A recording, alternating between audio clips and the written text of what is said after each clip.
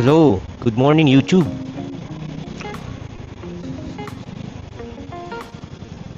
Punta lang tayong hospital ng Makati. It's a Friday, April 25. I think it's April 25, Friday.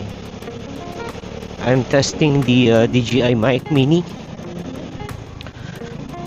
Kwento lang konti. It's 5:54 AM. So alis na dapat ako ng mga 5:30. Pero parang kanina ayaw mag-start nung Vespa. Nag-start siya, then biglang namatay. A few seconds, biglang namatay. I was thinking, nako, baka fuel pump. So hindi ko alam. So bago naman ng battery, kakapalit lang nito few months ago or this year, or early this year, early this year or last year, hindi ko maalala. Anyway, bago naman ang battery, so I tried starting it again.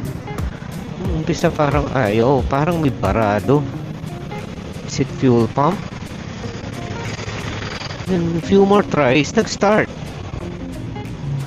So nung nag-start again, namatay ulit. So dalawang isip na ako. Tuloy pa ba ako or daling ko na lang kaya sa shop? Last kong dinala to sa Scoot Monkey for PMS. That was nearing 2,000 kilometers or 1.8 kilometers. It's now almost 3,200 kilometers. Iniisip ko nga mga 4,000 ko pa dadalhin to tatakbo ko muna, then PMS again at 4,000. So sa Scoot Monkey ko siya dinadala. Ano yung problem? Is it fuel pump? Kasi I heard before ang naging issue ata with the S125 is fuel pump. So may certain year model ata na need palitan. But for this model, this is a 2023 model, sabi naman nila hindi na enough. Pero ano kaya yun? Or is it something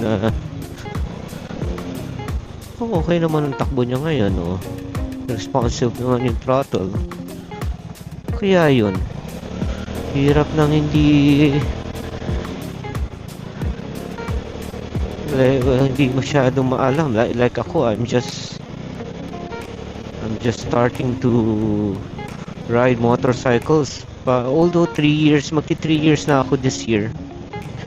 Pero parang this year lang ako nag-start ng parang almost every day I'm using this Vespa. Sometimes I'm using the Honda Rebel 500 pag weekend or holidays. Pero mas madalas itong Vespa ang gamit ko. Napakagaan kasi gamitin. Gas and go lang. Anyway, let's see. Observe ko muna siya. I'm now going to work to Hospital ng Makati. So I'll be passing through yung tinatawag nilang Christmas Lane dito sa through San Juan. Then labas ko sa may Shaw Boulevard. I forgot the name na ng street. Basta dun yun paglabas sa gilid ng Honda Shaw.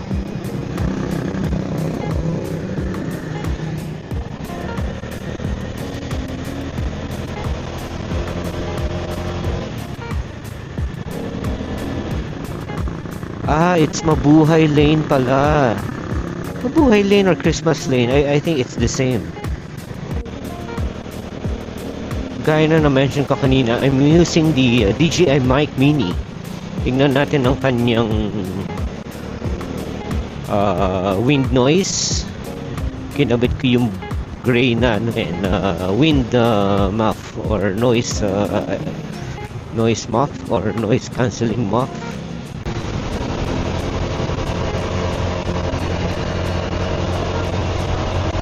Dito usually maingay eh,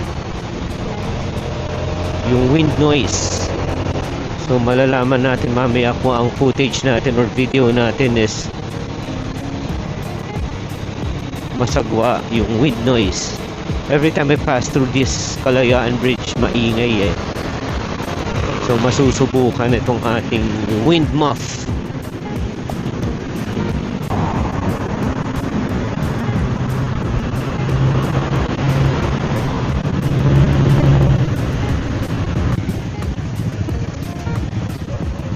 Yan na. Siya. Let's go! Ay, yun pala dapat dapat pinapractice ko. My wife said kasi I need to have a catchphrase. Lalo na pag mag-start na ako ng video. Like, kasi I'm planning to load videos on surgical cases na referral sa akin, so we can discuss the case while on the motorcycle. So I need to create a catchphrase like, oh, good morning YouTube, we have a referral either in Fatima Antipolo or Hospital ng Makati. So we're now going like here. We're now going to Hospital ng Makati to see a case. Kaya take off na tayo, let's go! Ganon.